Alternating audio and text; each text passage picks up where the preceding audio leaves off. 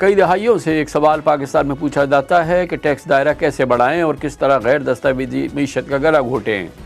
آزادی کے 76 سال بعد بھی اگر ہم یہ سوال کر رہے ہیں تو اس کی بنیادی وجہ یہ ہے کہ ایف بی آر کی نااہلی، ایف بی آر کے ٹیکس نظام میں کھانچے، گھپلے، کرپشن اور بلیک میلنگ سے کون واقف نہیں۔ لیکن ایف بی آر کی لیڈرشپ اپنی ناکامیاں چھپانے کے لیے ہر کچھ دنوں میں ایک نیا شوشہ چھوڑتی ہے۔ آج کے اخبارات کی شہ سرخیاں ہیں کہ چیئرمین ایف بی آر نے بے ضابطگیوں اور کرپشن کی مبینہ الزامات پر ایک بار پھر ایف بی آر میں 20 گریڈ کے 27 افسران کو او ایس ڈی بنا دیا ہے۔ ان لینڈ ریونیو کے 16 اور کسٹمز کے 11 افسران کو عہدوں سے فارغ کیا گیا ہے، جبکہ کسٹمز کے 51 افسران کی ٹرانسفر پوسٹنگ بھی سامنے آئی ہیں۔ 2.5 مہینے پہلے بھی چیئرمین ایف بی آر امجد ٹیوانہ نے ادارے میں تطہیر کے نام پر مبینہ بیوروکریٹک ٹارگٹ کلنگ کی تھی اور ادارے میں گریڈ 21 اور 22 کے اپنے سے سینئر 23 افسران فارغ کر دیے تھے۔ اہم سوال یہ بھی ہے کہ کیا ایف بی آر میں برسوں سے جاری لوٹ پار کا حل اتنا ہی سادہ ہے کہ چند درجن افسران کو گھر بٹھا دیا جائے؟ اگر ایسے ہی ہے تو باقی آفیسرز کیا دودھ کے دھلے ہوئے ہیں؟ 2.5 ماہ میں ایف بی آر کے 101 اعلیٰ افسران شطرنج کے مہروں کی طرح ادھر سے ادھر ہو چکے ہیں، لیکن کہا جاتا ہے کہ ادارے میں کرپشن رتی بھر بھی کم نہیں ہوئی ہے اور نہ tax to G D P میں اضافہ ہوا ہے۔ وزیر خزانہ اورنگزیب کا کہنا ہے کہ ٹیکس نظام میں کرپشن اور انسانی عمل دخل ختم کیے بغیر مسئلہ حل نہیں ہوگا۔ لگتا ہے کہ بجٹ کے بعد ایک بار پھر ایف بی آر میں مکمل ڈیجیٹلائزیشن کا معاملہ اٹھ سکتا ہے۔ شاید ایف بی آر کی ری اسٹرکچرنگ یعنی ان لینڈ ریونیو اور کسٹمز کی تنظیم نو کا منصوبہ دوبارہ شروع ہو۔ اس کا road map S I F C کی چھتری تلے نگراں حکومت نے تیار بھی کیا تھا، مگر شاید وفاقی بیوروکریسی اس منصوبے کے آڑے آ گئی تھی۔ در حقیقت اصل معاملات سے توجہ ہٹانے کے لیے ایف بی آر کی جانب سے ہر کچھ عرصے بعد ایک نئی پھلجھڑی چھوڑی جاتی ہے۔ کبھی نادرا اور بینکس کے ڈیٹا سے کارروائی سے ڈرایا جاتا ہے تو کبھی تاجر دوست اسکیم کی ایک ایپلیکیشن لانچ ہو جاتی ہے، کبھی بڑے پیمانے پر پوائنٹ آف سیلز لگانے کے عزم کا اظہار ہوتا ہے تو کبھی ٹریک اینڈ ٹریس سسٹم لگانے کا اعلان۔ حالیہ دنوں میں ایف بی آر نے شہباز شریف حکومت کو ٹیکس کیسز میں پھنسے 2700 ارب روپوں کی وصولی کا بھی ایک خواب دکھایا تھا، جبکہ لگتا ہے کہ کل ایک بار پھر چیئرمین ایف بی آر اس مبینہ غیر منطقی فیصلوں سے ایف بی آر میں اصلاحات کی راہ میں حائل ہوتے نظر آئے ہیں۔ اب یہ ریاست کو فیصلہ کرنا ہوگا کہ پاکستان بچانا ہے یا ایف بی آر کے کرپٹ سسٹم کو بچانا ہے، اور کیا اس ایف بی آر کے کرپٹ سسٹم کا خاتمہ یا اس کی وجہ یہی 100 افسران تھے جن کے تبادلے کر دیے گئے ہیں۔ اس موضوع پر بات کرنے کے لیے ہمارے ساتھ موجود ہیں آج جناب اسرار رؤوف، ممبر ایف بی آر ہیں، بہت سینئر آفیشل رہے ہیں ایف بی آر کے، اور جناب اشفاق تولا، ماہر ہیں ایف بی آر اور ٹیکس امور کے۔ بہت بہت شکریہ آپ حضرات کا۔ اسرار رؤوف صاحب، میں آپ سے بھی پوچھنا چاہوں گا، لیکن پہلے اشفاق تولا صاحب آپ یہ بتائیے گا کہ یہ بہت شور کے بعد، بہت کیمپین کے بعد، بہت ایفرٹ کے بعد پچھلے 2-3 مہینے کے دوران کچھ 100 آفیسرز کا ٹرانسفر کر دیا گیا ہے یا ان کو او ایس ڈی بنا دیا گیا ہے، اور پیغام یہی ہے پورے پاکستان کو کہ اس طرح سے ایف بی آر کے نظام کو صاف ستھرا کرنا یا اس کو ایماندار بنانا یا اس سے کرپشن اور بلیک میلنگ کو ختم کرنا درکار ہے۔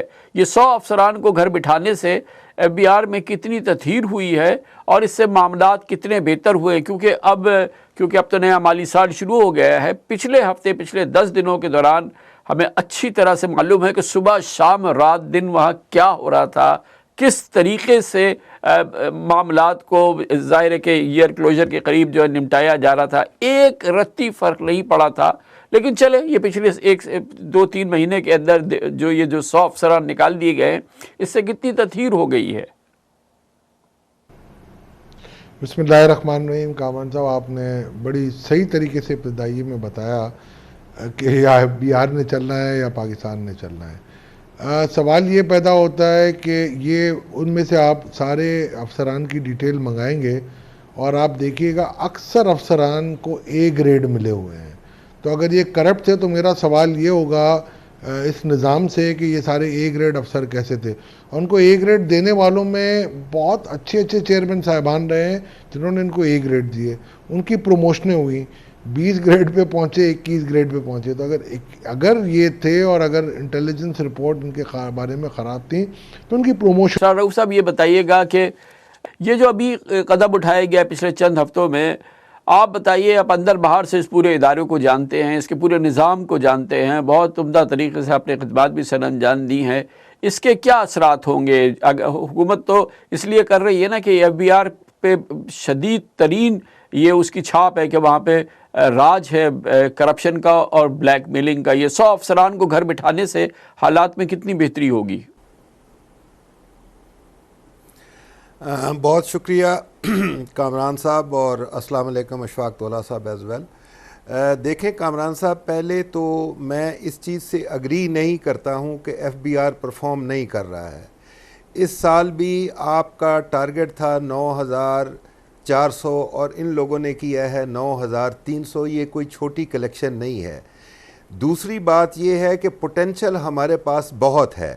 ہمارا پرابلم یہ ہے کہ ایف بی آر کو آزادانہ طور پہ اپنے تئیں کام کرنے نہیں دیا جاتا.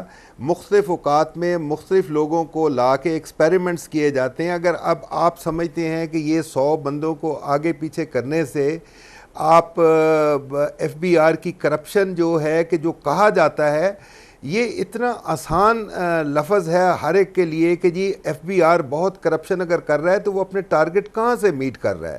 دیکھیں بات یہ ہوتی ہے کہ آپ کے ملک کے حالات ہوں گے اچھے، وہاں پہ کاروبار چلے گا، انڈسٹری لگائیں گے، ڈسکاؤنٹ ریٹ کو کم کریں گے، تو پھر جا کے ابھی تک تو ایف بی آر ان چیزوں کو ہی کھنگال رہا ہے جو کہ آپ کے نیٹ میں بھی ہیں. اور آپ کے پاس اس وقت اشفاق طولہ مجھے سیکنڈ کریں گے کہ پوٹینشل بہت ہے ریونیو. اب میں آپ کو جو اندر کی حقیقت بتاؤں کہ اس وقت آپ کا صرف 18,000 کا سٹاف ہے، اور 18,000 کے سٹاف کے پاس اب آپ چاہ رہے ہیں کہ جی آپ کا ٹریک اینڈ ٹریس سسٹم ختم ہو گیا.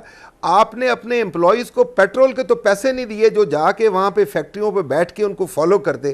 اب یہ چیزیں چلتی ہیں کیرٹ اور سٹک کے ساتھ.